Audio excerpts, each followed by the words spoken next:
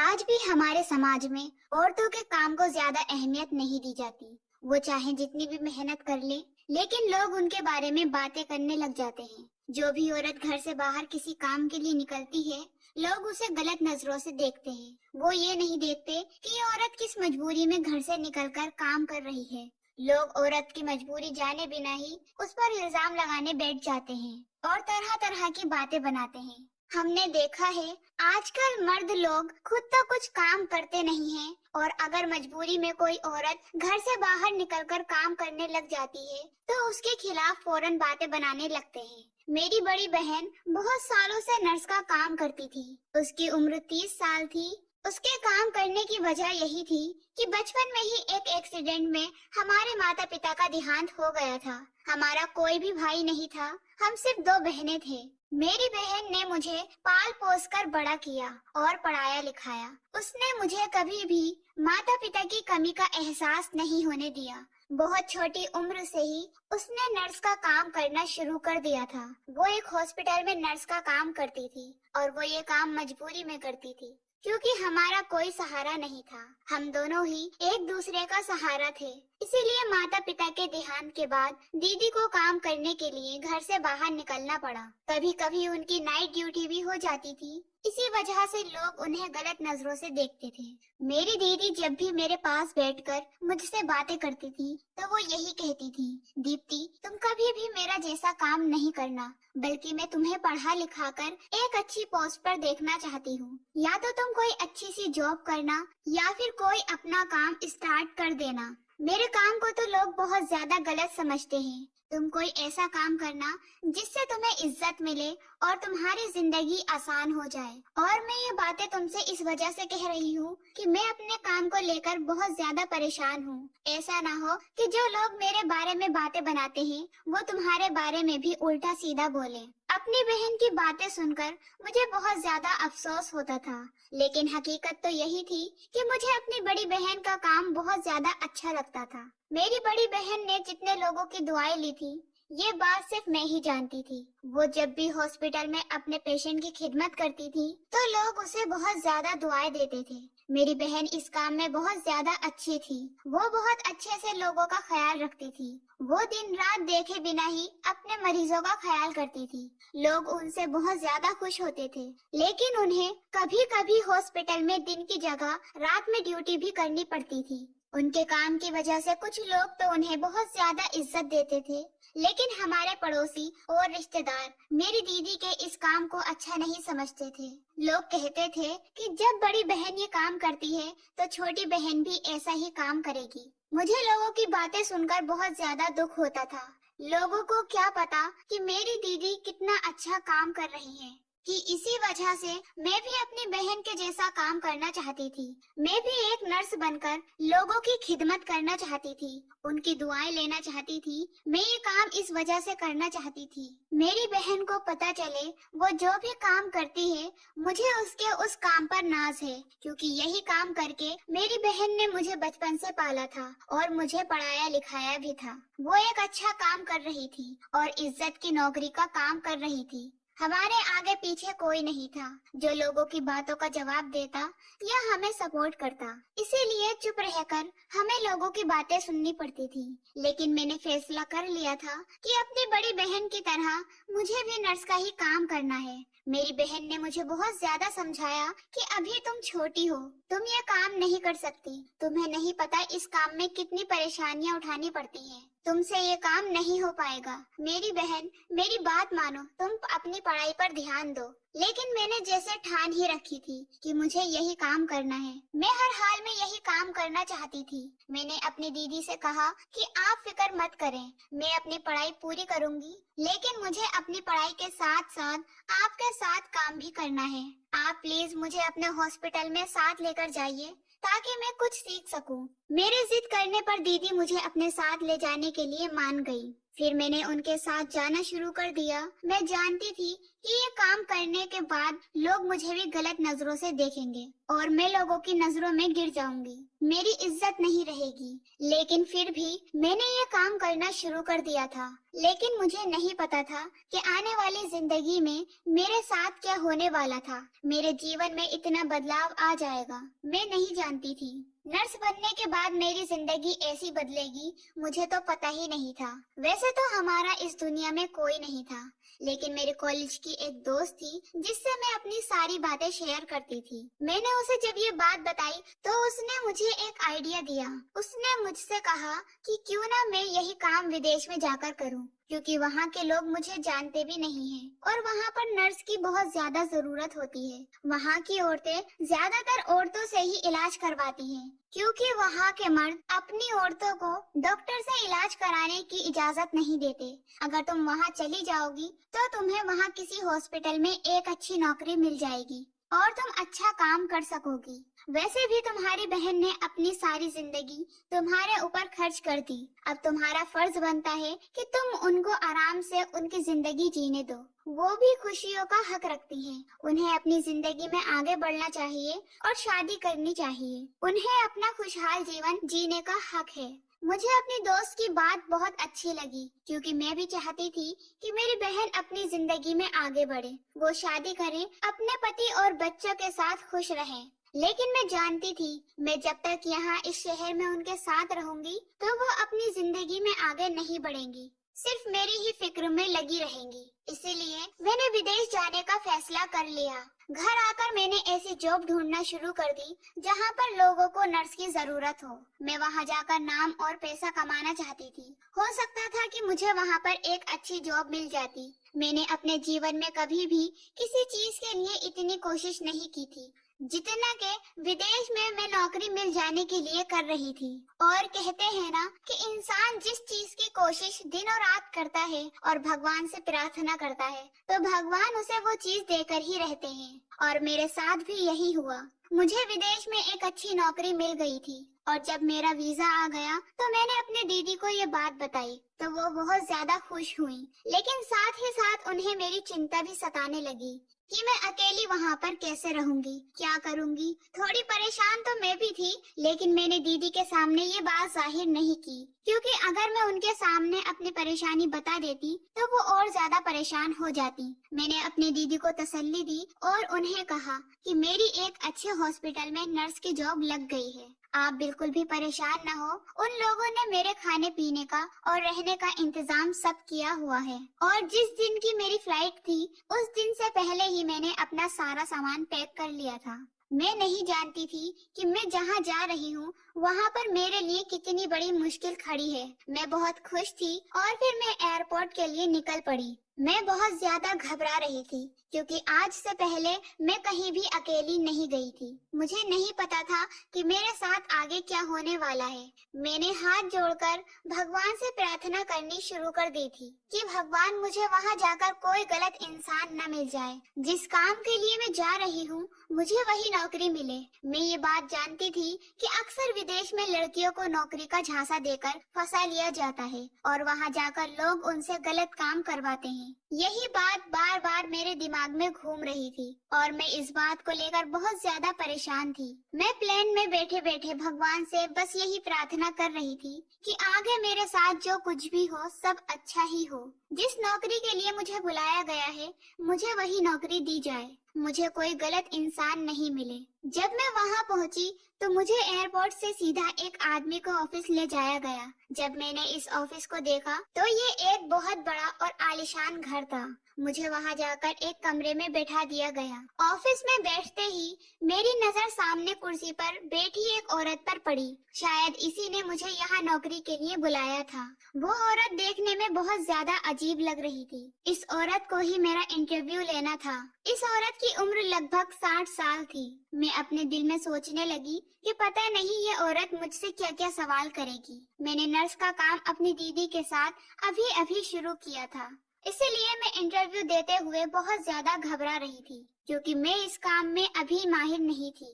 मैंने शुरू से ही इंग्लिश मीडियम स्कूल में पढ़ा था, इसीलिए मेरी इंग्लिश ठीक ठाक थी, ज्यादा कमजोर नहीं थी। उस औरत ने मुझसे इंग्लिश में ही इंटरव्यू लिया। उसने मुझसे पूछा कि आपको क्या आता है। मैंने अपने काम के बारे में उसे सब कुछ सच सच बता दिया और मैंने उसे ये भी बता दिया कि मेरी दीदी ये काम करती थी और कुछ समय पहले ही मैंने उनके साथ जाकर ये काम सीखा है।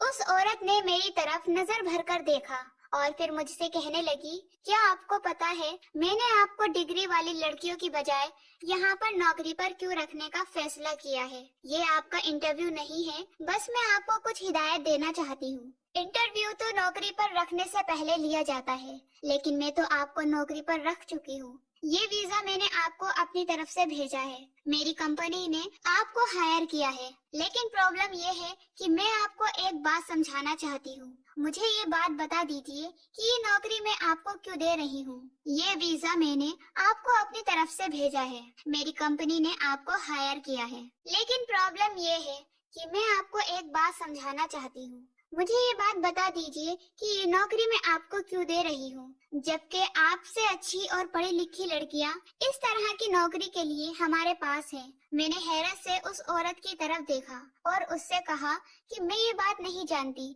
ये तो आपको ही पता होगा कि आप मुझे ये नौकरी क्यों दे रही हैं। मेरी इस बात पर उस औरत ने हंसकर मुझे देखा और कहने लगी कि चलो छोड़ो, जाने भी दो, मैं तुम्हें ये वजह अभी नहीं बताऊंगी, कुछ टाइम बाद तुम्हें ये वजह खुद ही पता चल जाएगी। वो औरत मुझसे बहुत अजीब अजीब बातें करने लगी, मुझसे कहने लगी कि मैं जानती हूँ कि तुम ये बात और लोगों को नहीं बताओगी, मेरी राज की बात राज बनाकर ही अपने पास रखोगी और मैं तुम्हें इस बात के लिए तुम्हारी सैलरी से अलग से भी तुम्हें पैसे दूंगी, लेकिन जो काम मैं तुमसे कहूँगी तुम्हें वही काम करना होगा और तुम्हें इस काम पर रखने के लिए एक वजह भी है जो मैं तुम्हें अभी नहीं बताऊंगी। इसी वजह से मैंने तुम्हें इस नौकरी पर रखा है। अगर तुम वो वजह खुद पूरी कर दोगी तो मुझे खुशी होगी, वरना तो क्या हो जाएगा, तुम नौकरी से निकाली जाओगी और जब तक तुम इस नौकरी से निकाली जाओगी तब तक तुम अच्छा खासा पैसा कमा चुकी होगी। ये औरत जो भी बातें कर रही थी, इस औरत की बातें सुनकर मुझे बहुत ज्यादा डर लग रहा था। मेरी समझ में नहीं आ रहा था कि आखिर ये मुझसे क्या कहना चाहती हैं और कौन सी राज की बात है जो मैं किसी और को नहीं बताऊंगी। मुझे तो कुछ भी समझ में नहीं आ रहा था। इसी वजह से मैं इस औरत के सामने कुछ भी नहीं बोली, बल्कि खामोशी से चुपचाप बैठी रही। मैं चाहती थी कि जल्द से जल्द मुझे अपना काम बता दिया जाए और मुझे काम पर लगाया जाए। मैं यहाँ एक नर्स के काम के लिए आई थी, क्योंकि मेरी दीदी एक नर्स है और ये काम मैंने अपनी दीदी से ही सीखा था। मुझे लगा था कि मुझे किसी हॉस्पिटल में नौकरी दी जाएगी, लेकिन यहाँ पर एक लड़की थी जिसका नाम प्रिया था। उसने मुझे बताया कि तुम्हारी नौकरी किसी हॉस्पिटल में नहीं बल्कि इस घर में हुई है। प्रिया भी वहाँ पर उस घर में एक नौकर थी। वो मुझे वहाँ के बारे में सब कुछ बताती रहती थी। प्रिया ने मुझसे कहा कि तुम्हें अपनी शराफत और अपनी मोहब्बत से साबित करना होगा कि तुम उनके लिए एक अच्छी नौकरानी हो, लेकिन अगर तुमने किसी तरह की कोई बदतमीजी की या फिर कोई चालाकी दिखाने की कोशिश की तो तुम्हें इस नौकरी से निकाल दिया जाएगा। बल्कि इन लोगों की पहुंच तो इतनी दूर तक है कि तुम्हें दोबारा यहाँ आने के लिए वीजा भी नहीं मिलेगा। तुम दोबारा इस देश में कदम नहीं रख सकोगी, हमेशा हमेशा के लिए यहाँ से चली जाओगी। ये बातें सुनकर मैं तो डर गई थी, लेकिन अब डरने का कोई फायदा नहीं था। अब तो मैं यहाँ इस देश में आ चुकी थी, वो भी अकेली, और अब मुझे जो भी यहाँ काम करने को बताया गया था मुझे वही काम करना था, और वो भी बिल्कुल ईमानदारी के साथ। वैसे भी मेरे पास यहाँ से वापसी जाने का कोई चारा नहीं था। अगर मैं वापस चली जाती तो मेरी दीदी फिर से यही काम करना शुरू कर देती और अपनी जिंदगी इसी काम के हवाले कर देती। मुझसे बहुत ज्यादा उम्मीदें थी, उनकी सारी उम्मीदें टूट जाती और मैं उनकी उम्मीद नहीं तोड़ना चाहती थी। इसीलिए मैंने ये बात अपनी दीदी को नहीं बताई थी। मैंने उन्हें बताया था कि मुझे एक हॉस्पिटल में बहुत अच्छी नर्स की नौकरी मिल गई है और मैं बहुत ज्यादा खुश हूँ। मैं उन्हें अपनी परेशानी बताकर उन्हें परेशान नहीं करना चाहती थी, लेकिन कहते हैं ना कि भगवान अच्छे इंसान के साथ हमेशा अच्छा ही करता है। मुझे अभी यहाँ नौकरी करते हुए 3 दिन भी नहीं हुए थे कि मुझे कोई खास काम नहीं दिया गया था। मेरी मालकिन मुझसे बात भी नहीं करती थी, वो सिर्फ अपने कमरे में ही रहती थी। कमरे से बाहर बहुत कमी से निकला करती थी। यहाँ इस घर में मुझे साफ सफाई का काम दिया गया था। मुझे तो ये बात समझ में नहीं आ रही थी कि मैंने तो एक नर्स की नौकरी के लिए अप्लाई किया था, फिर मुझे यहाँ घर की सफाई के काम पर क्यों रखा गया? अगर मुझे नर्स की जॉब नहीं देनी थी तो फिर मुझे यहाँ बुलाया ही क्यों था? लेकिन मैं अपनी परेशानी किसको बताती? यहाँ मेरा कोई अपना नहीं था जिससे मैं अपनी कोई बात शेयर कर सकती थी। पराया देश था, इसीलिए किसी पर भी भरोसा करना आसान नहीं था। खैर, मैंने भी ये सोचा कि अगर मुझसे नर्स का काम नहीं करवाते तो मुझे क्या फर्क पड़ता है। मेरी सैलरी तो हिंदुस्तान मेरी दीदी के पास पहुँच ही रही है, इसीलिए मुझे इस बात से कोई फर्क नहीं पड़ता था कि मुझसे यहाँ पर क्या काम करवाया जा रहा है। मुझसे यहाँ पर कोई भी काम के बारे में कुछ नहीं पूछता था। इस घर में हमारी मालकिन के अलावा 3 मर्द भी रहते थे जो कमी से ही घर में आते थे। वो शायद इस औरत के बेटे थे। वैसे तो मुझे यहाँ किसी चीज की कोई परेशानी नहीं थी, लेकिन फिर भी पता नहीं क्यों मुझे यहाँ रहना अजीब लग रहा था।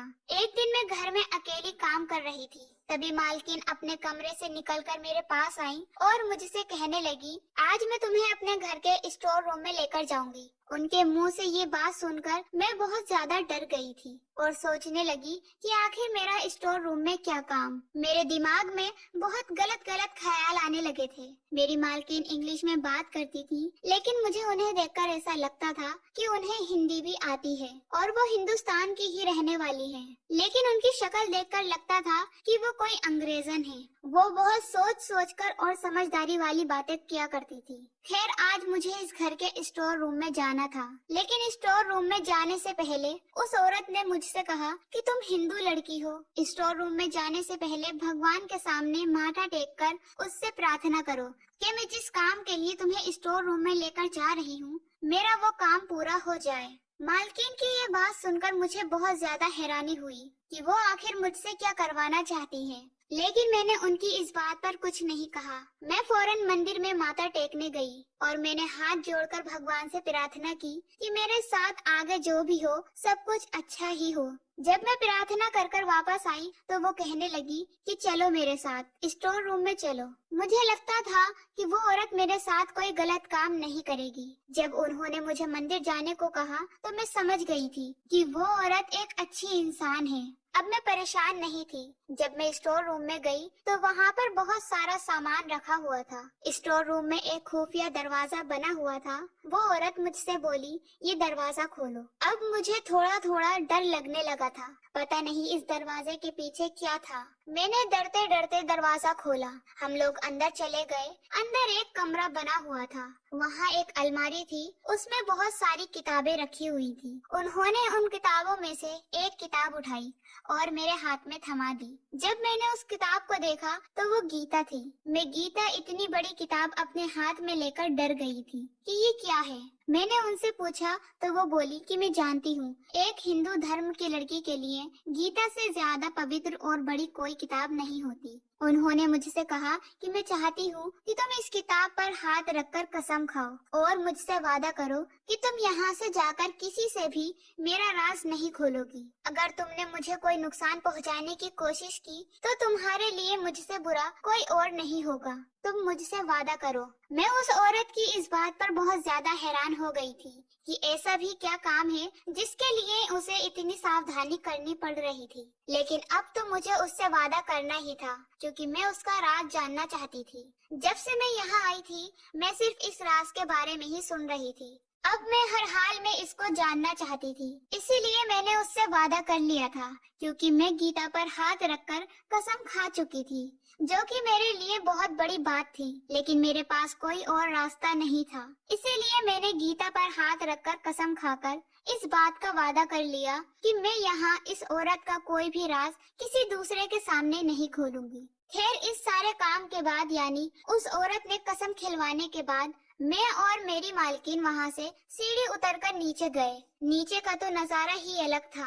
वहाँ पर एक बहुत आलीशान कमरा बना हुआ था, लेकिन अजीब बात ये थी कि वहाँ से हल्की हल्की आवाज आ रही थी। मैंने इधर उधर देखा तो मालकिन ने मुझे गुस्से से देखा। उनके देखने के अंदाज से मुझे लग रहा था कि जैसे वो मुझसे कह रही हो तुम्हें इधर उधर देखने की जरूरत नहीं है। बस मेरे पीछे चलो और जो काम मैं तुमसे कहूँ तुम्हें वही काम करना होगा। उनको देखकर मैंने अपनी नजरें नीचे झुका ली थी। वो मुझसे कहने लगी कि तुम मेरे पीछे पीछे आओ, यहाँ पर तुम्हें किसी से भी कोई बात करने की जरूरत नहीं है। उन्होंने मुझसे कहा कि तुम्हें उर्दू जुबान नहीं आती है। मैंने कहा कि जी नहीं, मुझे उर्दू जुबान नहीं आती। तो वो औरत खुश हुई और मुझसे कहने लगी कि ये तो बहुत अच्छी बात है, फिर तो तुम किसी की कोई बात समझ ही नहीं सकोगी और तुम्हें किसी की कोई बात पर ध्यान देने की जरूरत भी नहीं है। फिर हम लोग एक और कमरे के अंदर आ गए जिसमें के 3 कमरे बने हुए थे, मगर ये तीनों कमरे शीशे के थे।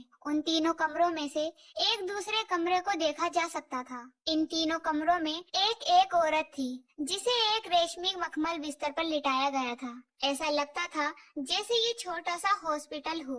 इन औरतों को देखकर मेरे दिमाग में ये बात आई कि यहाँ एक छोटा सा हॉस्पिटल है और ये सारी औरतें बीमार हैं और मुझे इनकी देखभाल के लिए ही यहाँ लाया गया है। लेकिन अगले ही पल मेरे दिमाग में ये सवाल आया कि घर के अंदर भला अस्पताल कौन बनाता है। अगर मुझे हॉस्पिटल की नौकरी के लिए ही यहाँ लाया गया होता तो फिर मुझे इस बात के बारे में बताया गया होता, ना कि साफ सफाई के काम पर लगाया जाता।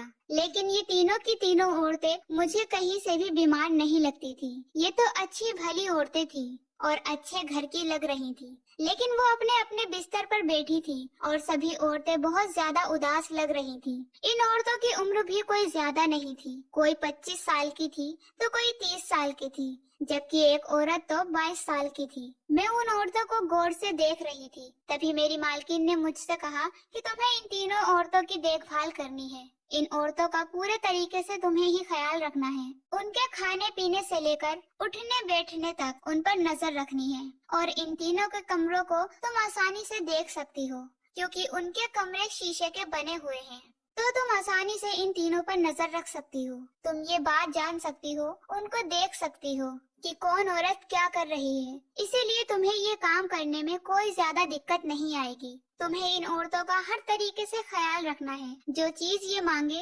उन्हें देना। उसके अलावा तुम्हें इनसे कोई बात करने की जरूरत नहीं है। ना ही तुम्हें ये समझने की जरूरत है कि ये तुमसे क्या कहना चाहती हैं। तुम सिर्फ उतना ही काम करना जितना मैं तुमसे कह रही हूँ, वरना तुम जानती हो कि तुम्हारा साथ अच्छा नहीं होगा। अब मैं अपनी मालकिन की बात समझ गई थी कि उन्होंने ये शीशे के कमरे इसीलिए बनाए हुए थे कि ये हर औरत एक दूसरे को देख सके। लेकिन ऐसा करने की क्या जरूरत थी? मुझे तो कुछ समझ में ही नहीं आ रहा था कि ये औरतें आखिर मेरी मालकिन की क्या लगती थी और इन औरतों को यहाँ ऐसे क्यों रखा हुआ था। लेकिन अपनी मालकिन की हाँ में हाँ मिलाने के अलावा मेरे पास कोई और रास्ता नहीं था। इसीलिए मैंने अपनी मालकिन से कहा कि आप फिक्र न करें, मैं इन सब का ख्याल अच्छे से रखूंगी। जाते जाते मालकिन ने मुझसे कहा कि ये सब औरतें प्रेग्नेंट हैं और उन्हें 9 महीने के बाद बच्चे को जन्म देना है। पूरे 9 महीने तक मैं तुम्हारी सैलरी और तुम्हारा सारा खर्चा तुम्हारे घर वालों को भेजती रहूंगी और मैं तुम्हारे घर वालों का अच्छे से ख्याल रखूंगी।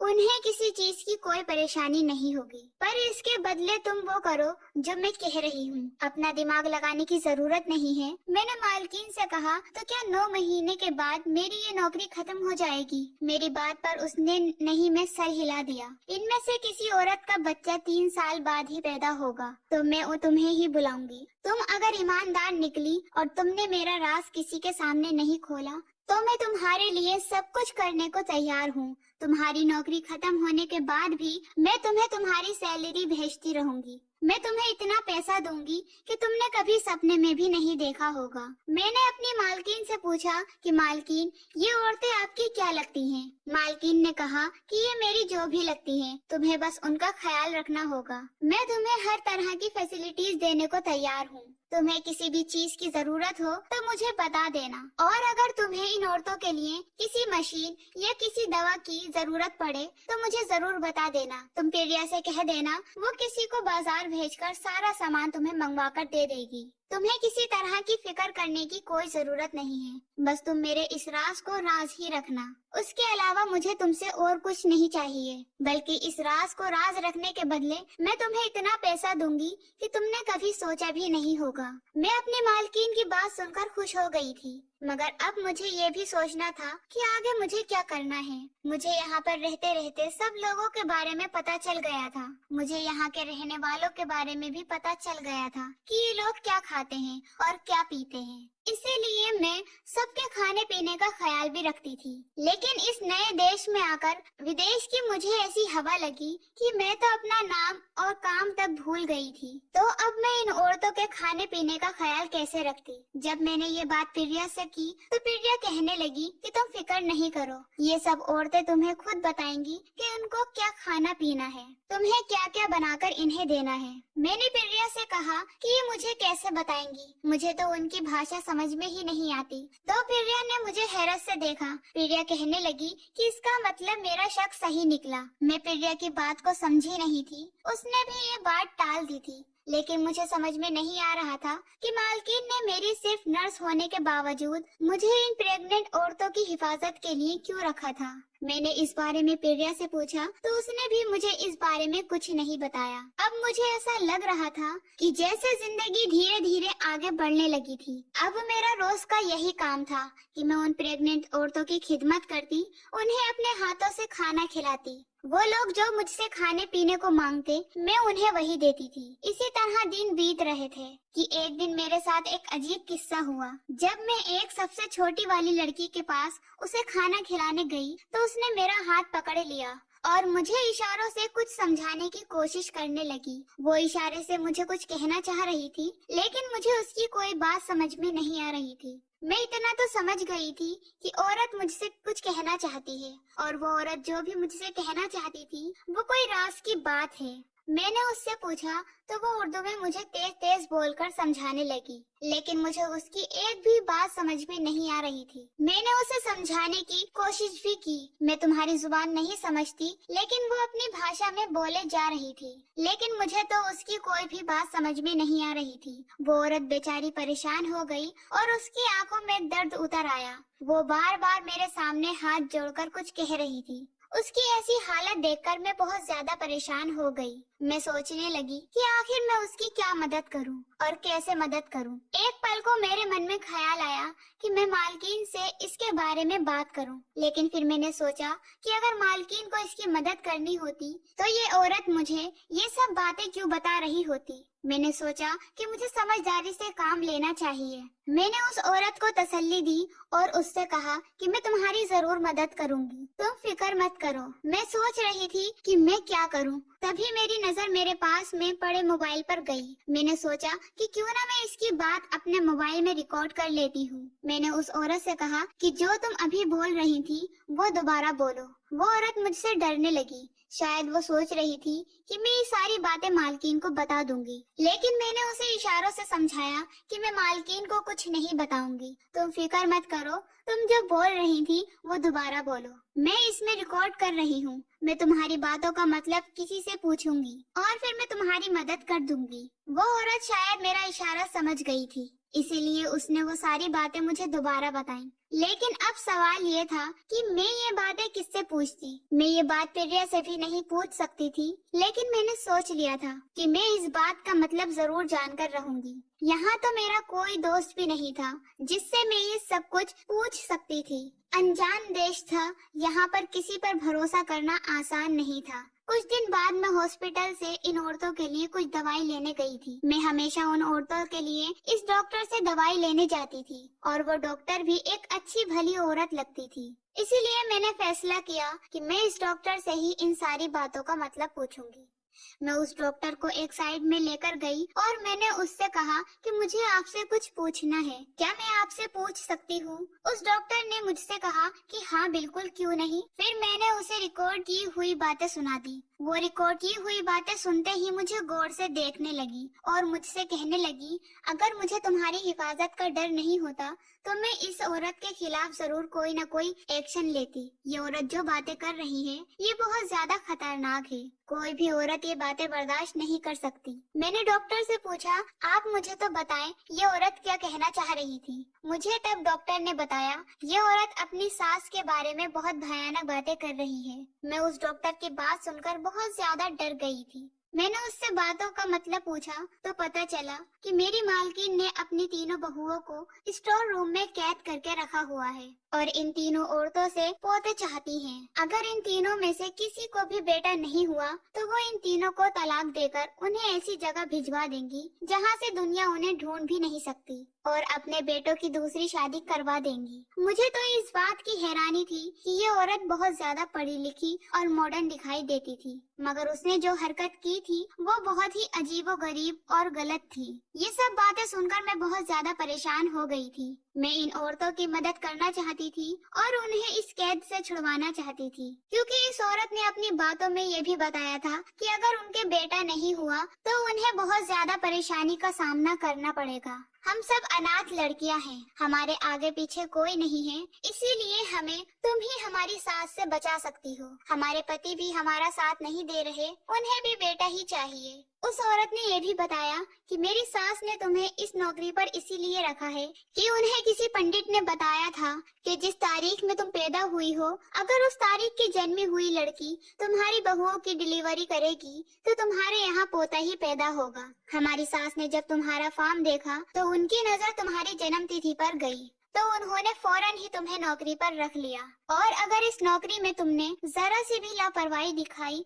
तो ये औरत तुम्हें नहीं छोड़ेगी। जब मैंने इस औरत की बातों का मतलब समझा तो मैं बहुत ज्यादा परेशान हो गई थी। मैं यहाँ पर किसी को भी अपनी दोस्त तो नहीं बना सकी थी, लेकिन मुझे अब किसी से तो मदद लेनी ही थी, क्योंकि मैं ये काम अकेले नहीं कर सकती थी। इन औरतों को मुझे यहाँ से छुड़ाना था। कुछ सोचते हुए मैंने इस बारे में प्रिया को बताया। प्रिया ने मेरी सारी बात सुनी और कहने लगी कि अगर तुमने मुझ पर भरोसा किया है तो मैं तुम्हारी मदद करने को तैयार हूँ, लेकिन उसने मुझसे कहा कि तुम ये नौकरी करने के बाद फौरन अपने घर वापस चली जाओगी। मैं नहीं चाहती कि तुम इस औरत का शिकार बनो, क्योंकि ये औरत बहुत ज्यादा खतरनाक है। अगर उन्हें पता चल गया कि हम उनकी सच्चाई जान चुके हैं तो वो हमें नहीं छोड़ेंगी। मैं तो यही रहती हूँ, लेकिन मैं नहीं चाहती कि तुम जैसी शरीफ और मासूम लड़की मेरी मालकिन का शिकार बने। उन्हें उस बारे में कानो कान खबर नहीं होनी चाहिए। हमारी मालकिन को इंसाफ पसंद है, लेकिन वो बहुत ज्यादा गुस्से वाली इंसान है।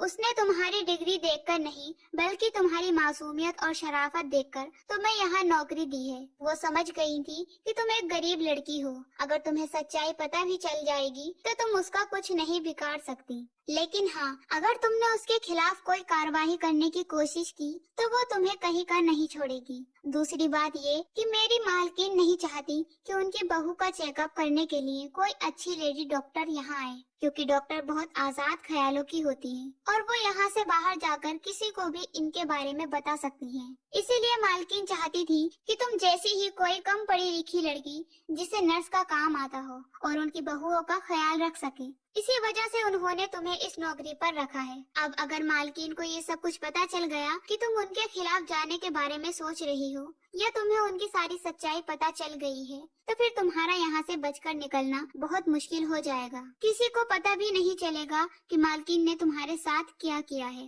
तुम्हारे घर वाले भी तुम्हें ढूंढते रह जाएंगे। इसीलिए बेहतर यही है कि तुम यही करो जो तुम्हें मैंने करने को कहा है। प्रिया ने मुझसे कहा था कि मैं किसी भी तरह इन औरतों के पैदा होने वाले बच्चों के बारे में पता करूं कि उनके पेट में लड़का है या लड़की, क्योंकि मालकिन इस काम को गलत समझती है। वो ऐसा नहीं करेगी। अगर उसे ऐसा करना होता तो वो अब तक कर चुकी होती। मैंने प्रिया के कहे अनुसार ऐसा ही किया। मैंने उसकी मदद से इन औरतों के टेस्ट करवा लिए थे। मुझे पता चल चुका था कि उनमें से 2 औरतों ने बेटी पैदा करनी है। ये तो बहुत हैरत की बात थी, जबकि इससे पहले भी ऐसा ही हुआ था।